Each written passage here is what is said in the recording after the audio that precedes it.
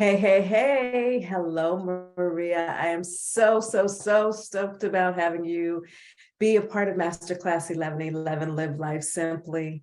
Today, everybody, we are talking with Maria Borrello. She is from Buenos Aires, Argentina. She's talking to us all the way from Argentina, and she is going to share a bit about self-love. I know that you've come through a variety of videos, and now we're at probably at the ending point, if all depending on where you started watching the videos.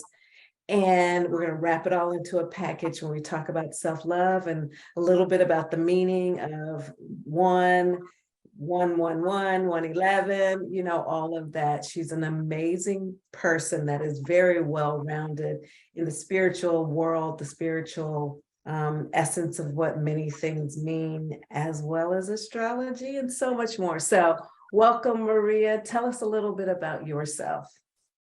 Well, first of all, let me thank you, Cheryl, for giving me and allowing me this opportunity. So it is my pleasure and my honor to be here sharing all this knowledge with you and all these talks and this journey into self-discovery. As for myself, I'm a Reiki healer. I'm also a biodecoding therapist and a vibrational essences therapist, an astrologer, and a neuroencoding specialist. And okay, I got to stop you for 1 second. Okay. What did you say? The biodecoding? Coding, yes. And the flower essences or the essences? Tell us a little bit about those. Well, biodecoding is the art of decoding the language of the cells, and in order to identify and solve the problems or the things that are causing, let's say, the underlying bio-emotional causes of the symptoms. So that's biodecoding. I need to do that. You need to do that. Sorry to interrupt you. Go ahead. We all need to do that, but I'll show you some, let's say, strategies and techniques during this presentation. And now vibrational essences are kind of like homeopathic therapies, let's say, but they are not based on homeopathy, but on flowers, natural flowers. So it is the essence of the flower. Dr. Edward Bach in Great Britain discovered the first system of 38 different flowers, and they all deal with a specific, I would say, characteristic or a trait or a symptom, right? Because some of them might be, for example, connected to anxiety, but others are just connected to ruminating thoughts. So there's a specific flower that you can take for your ruminating thoughts, another one for, I don't know, fears. And so those are vibrational essences. And there are many different systems nowadays. There's another one in California, that's a Californian flowers. Another one from Australia, which is called bush flowers. So there are several of those. Way cool. Sorry to interrupt you on that, and you can go on with your, your credentials, because there's one more that you didn't get to cover. Well, by profession, okay. An English teacher as a foreign language here in Argentina. And I did my master's degree in communications and cultural studies. So I teach nowadays as kind of part-time at the University of Buenos Aires School of Engineering. And I teach English for specific purposes to those students. Awesome. I'm so excited you're here. I am excited to be part of this as well. So again, thank you very much for the opportunity. So what are you going to teach us about today? Okay, we're going to talk about self-love, but I wanted to start by kind of delving into the meaning of number 1 and 1111, the sacred code 1111, because 1111 is a gateway, and the title of my presentation is the gateway to self-love. In numerology, number 1 represents intuition, it represents independence, self-confidence, and also inspiration. And the sacred code 1111 activates rapid transformation and also new beginnings that come to us in the form of, or in the flow of, new ideas and inspiration, as I said before, right? So the most interesting thing about 1111 is that it allows us to tap into our ancestry and free ourselves from the chains that may be limiting us or restricting us, but also to keep those links that do serve us. And as I'm also an astrologer and a tarot reader, in tarot, number 1 is the card that is associated to the magician. And the magician advises us to use all the resources that we have available to make and manifest the life of our dreams, you know, to manifest opportunities. And so that's a very nice, the vibration of number 1 is a very nice vibration. And same as in astrology, because number 1 is associated to the first sign, which is Aries. And it is also associated to Leo, which is connected to our inner light.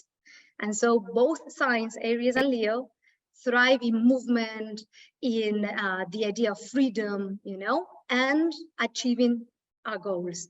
And so both of them, as well as the master number 11, you know, point at the idea of unwavering self-determination.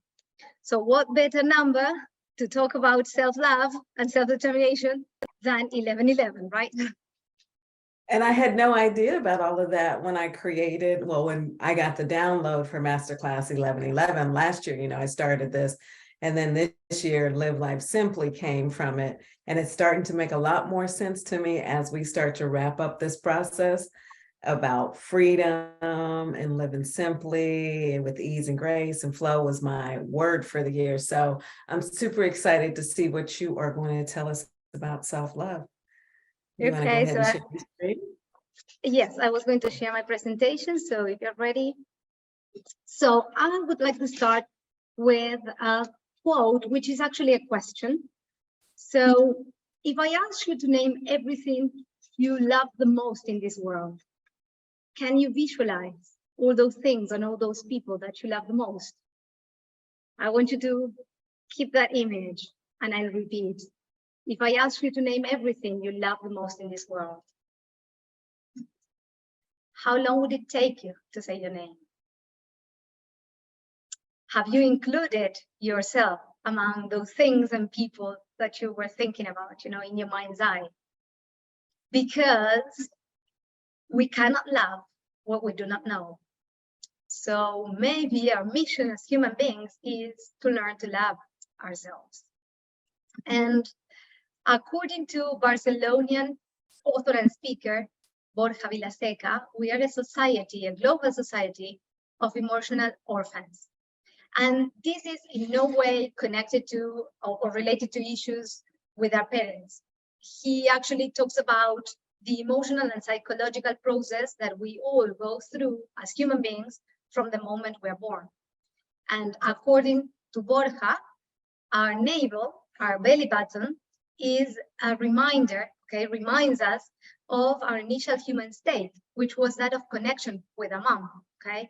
So for the first and most important and most formative periods of our lives, when we were in the womb, we were physically attached to our mothers. But then, when the moment we're born, that umbilical cord is cut, and so that's the first primal wound, the first primal cut. And so the belly button remains in Derridian terms. You know, Jacques Derrida is a French philosopher that talks about the trace of an absence. So the belly button remains as the trace of the absence of connection. You know, it remains as the trace of our lack of connection. Kind of reminds us all the time of separation. So when we are born, the moment this umbilical cord is cut, we kind of develop the trauma of separateness. And in order to deal with that trauma, which obviously it's subconscious, right? We develop two different archetypes, right? We compensate for our psychological birth wound by developing the archetype of either the emotional beggar or the emotional hermit. And before I plunge into that, I would like to kind of go back to what Dr. Mark Armstrong said, right? Remember that during his talk, he talked about Qi Gong. He said that Qi was energy, Gong was movement. He also mentioned Shen, and he said that Shen meant spirit, and that there in Chinese medicine there were 91 spiritual references to Shen, to the spirit. Interestingly enough, our belly button, our navel, is one of those, 91 spiritual representations and references of Shen, and it is referred to as the spirit gate. So our navel is a spirit gate because it was the point from where we received life from our mothers. So these archetypal, let's say, symbolism in terms of the navel is quite important because, again, that's where we also keep all our feelings. Remember, all feelings are also remain stuck in our gut, right?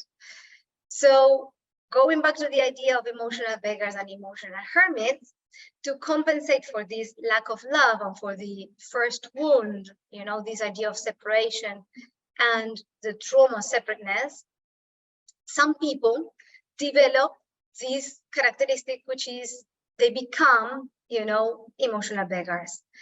And those people are the ones that believe that in order to be happy, they need others to love them. So I will be happy as long as you love me, or I desire to be happy, but it is the others who are responsible for my happiness. I'm not responsible for it.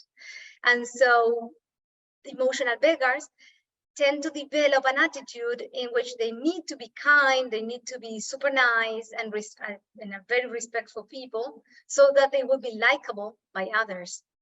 Now, the problem with this is that emotional beggars give and give and give a lot, and then sometimes tend to forget to provide for themselves, right?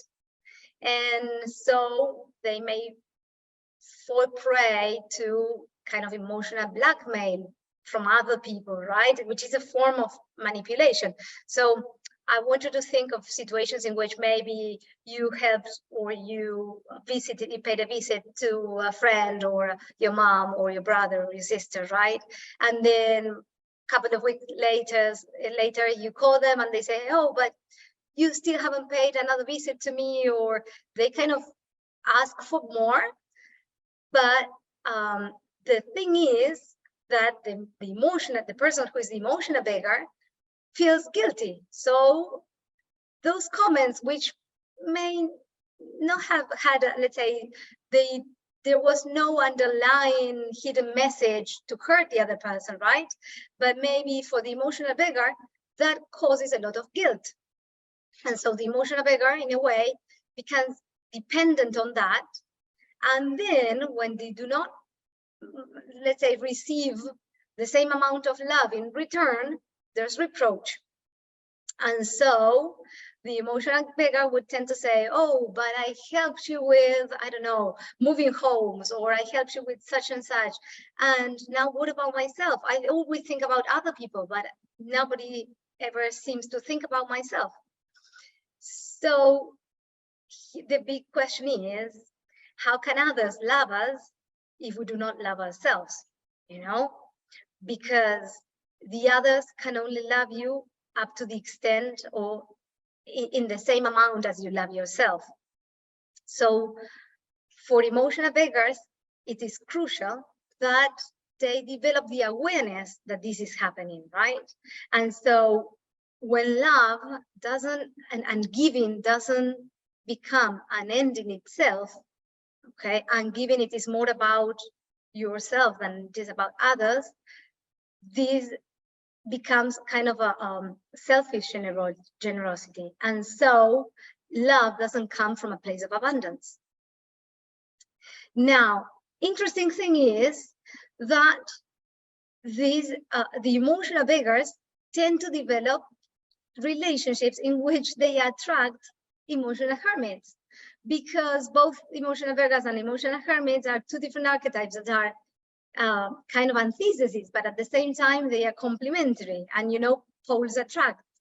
So emotional beggars tend to attract emotional hermits, who are people who seem to be not ready for commitment, or people who don't want to suffer. They have developed some kind of shield and they get detached and isolated because maybe they suffered in the past. And so they prefer to isolate instead of committing to relationships or relating to other people, right? So they are afraid of losing their freedom.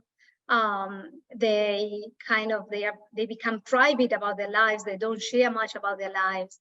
And in a way, they kind of narcotize themselves by, protecting themselves from feeling pain, because they use excuses such as relationships are dangerous, or I'm not cut out to be in a relationship, or maybe they say I am in a relationship, but in a virtual one, because in that way they are protecting themselves. My partner is somewhere, I don't know, 9,000 kilometers away, right? So emotional hermits need to learn to relate to others, right? Now, these two archetypes, according to Borja, are part of our human condition. And so, as I said before, they are kind of complementary opposite because they both attract each other.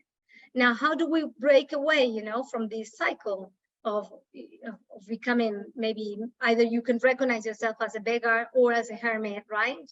So the way of breaking away from this habit is, and I'm going to share with you a technique from biodecoding, is to go back to the moment of the very first programming.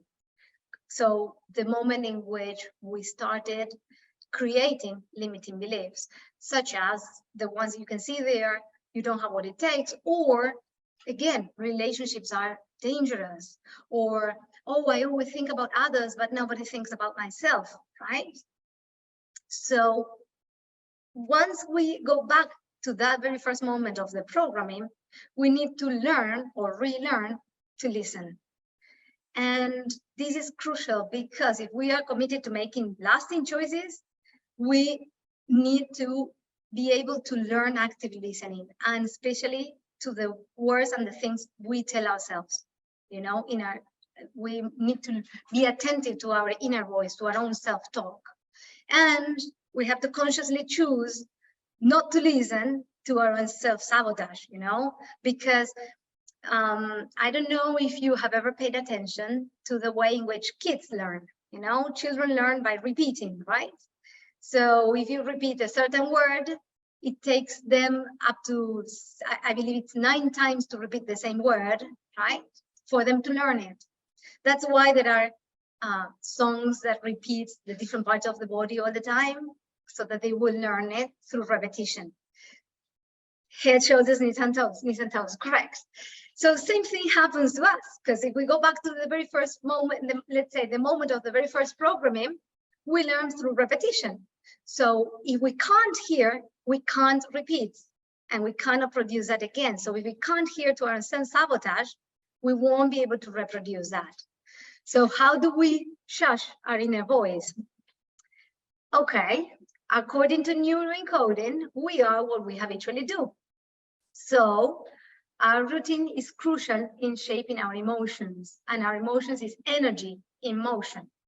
So one way of, let's say, stopping our self-sabotage, our inner critic, would be with the stop technique, deciding to stop that talk and rewire a new, different neural pathway, right, in order to default to a more empowering behavior. So I have included here a couple of different strategies, let's say, or techniques to create empowering routines. And one would be practicing belly breathing. Why? Because again, remember that our belly button is the spirit gate. So if we practice belly breathing, we will focus our attention in our breathing, and this will help us develop awareness of the here and now, right? Another way would be to practice gratitude on a daily basis.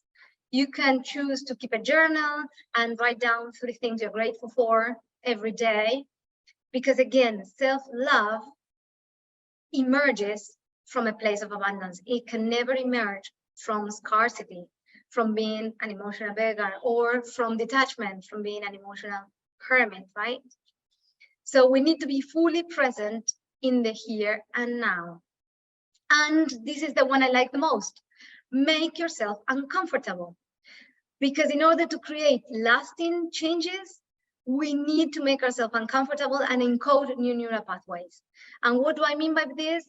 If you recognize yourself as an emotional beggar, and you always tend to use help as kind of a, I would say, egotistic technique, you know, so that you will feel that you are helping others, right? So if you feel that helping others is your mission or your reason, in the sense of, again, of becoming too dependent, too needy, then make yourself uncomfortable by not helping anyone for a week, okay? And start to encode a new, different neural pathway. But if you recognize yourself as an emotional hermit, make yourself uncomfortable by going to parties, by socializing, okay? By going the extra mile to connect with others, to learn to develop relationship with others, okay? And also, another strategy would be to become aware of the stories you tell yourself. Again, self-talk. This is crucial, because if we do not listen to our self-talk and we don't learn to love ourselves, let's say how we love ourselves affects how happy we allow ourselves to be, right? And it also affects what opportunities we allow ourselves to take on, right? So again, remember that what you focus on expands. So if you choose to focus on empowering behaviors, those behaviors will expand. While if we stay in the, let's say, in the archetypes, and we choose to focus on being an emotional beggar that feels that is always there for other people, but other people are never there for them, then that will expand, and we will create and we will receive and get back more of the same thing, right? And the last thing would be pay attention to your inner circle. We are the average of the 5 people we spend the most time with, according to Jim Rohn. So this doesn't mean stop seeing all the people in your life that you feel that are not helping you become more self-aware, that are not helping you to love yourself. No, that is not the point. The point is, choose wisely the people that help you become your best version, right? Now, another technique that I would like to share with you is the following, but there. I couldn't move from one slide to the other. And this comes from biodecoding therapy. Sometimes I ask, okay, but how do I develop awareness and presence of mind? And I always say, okay, I will challenge you to do at least one of all the techniques I'm going to share here with you. At least one, okay? I'm going to share a couple of them, but at least one. And one would be, for a full 7 days, turn your shower into a ritual for yourself, and not a simple autopilot task. And this means that the moment you step into your shower, you have to connect to your body, recognize and register all your feelings, okay? And then choose to start soaping a different part of your body each day. Because in this way, you will honor, okay, and you will pay attention to every space of your being, to every part of your body, okay? And if you make a mistake and you start showering or soaping a part of your body which you have already, let's say, soaped on the other previous days, you have to start from scratch again. So for 7 full days again. So the idea with this is that you will become aware of all your emotions as the water falls gently over your body, okay? And again, this also helps you to make yourself uncomfortable, because when we do tasks on autopilot, we don't create change. We repeat the same cycle again. So if you make yourself uncomfortable by, as I said, turning your shower into a ritual, or maybe taking a different path to go to work, or sitting sitting at the table, you know, sitting at a different place at the table, that will give you a different viewpoint.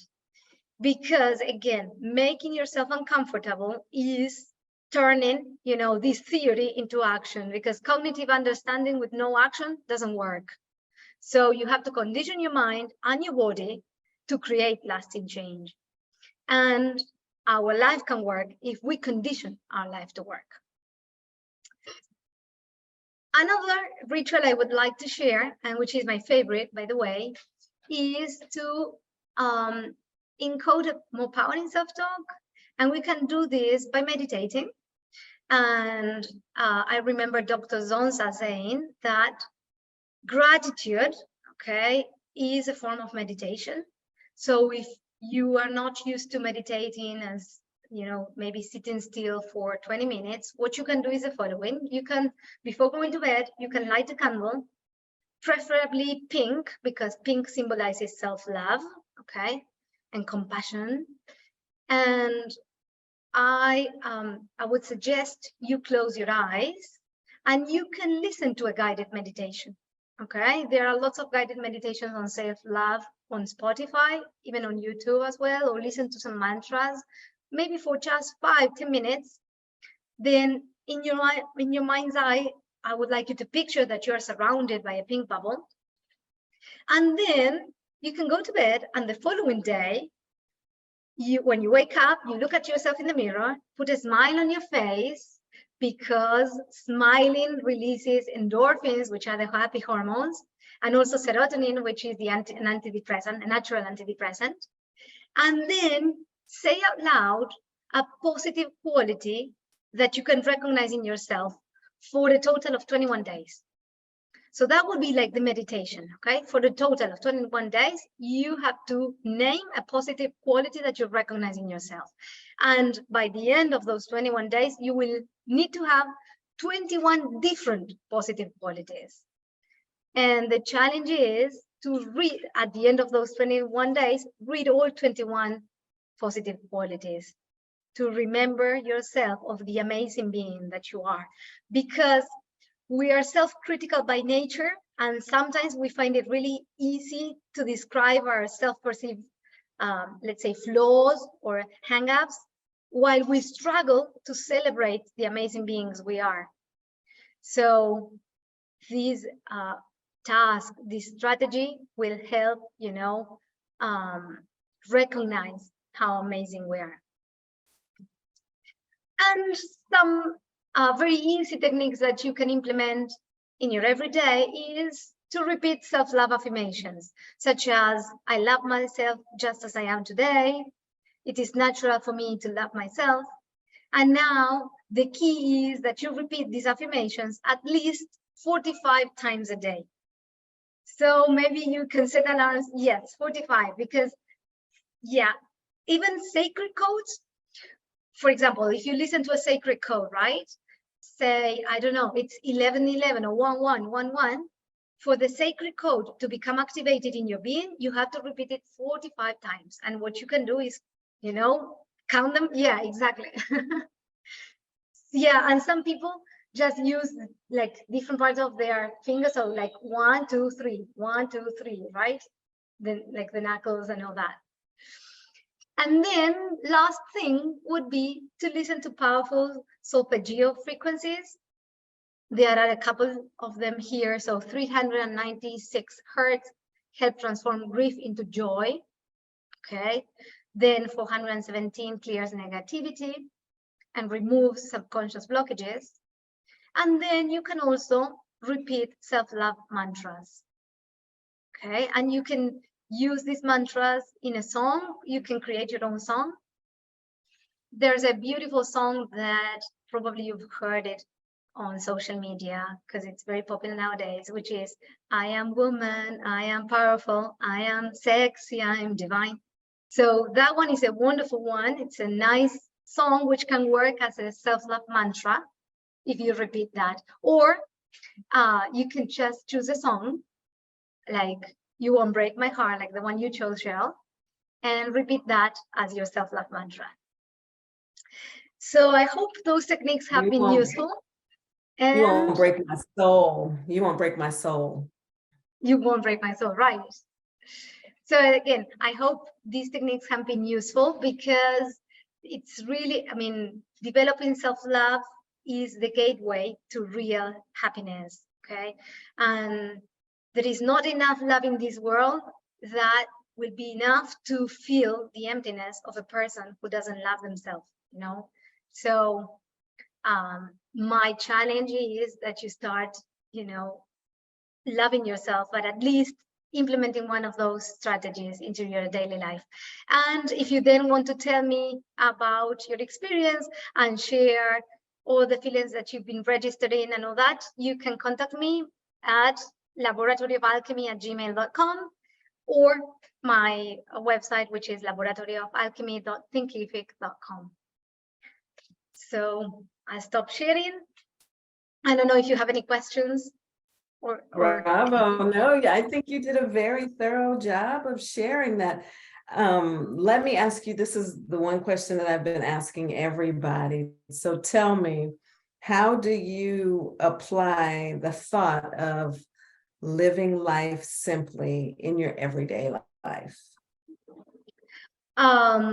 Well, the way I do it is by reminding myself that I am here for a higher purpose, right?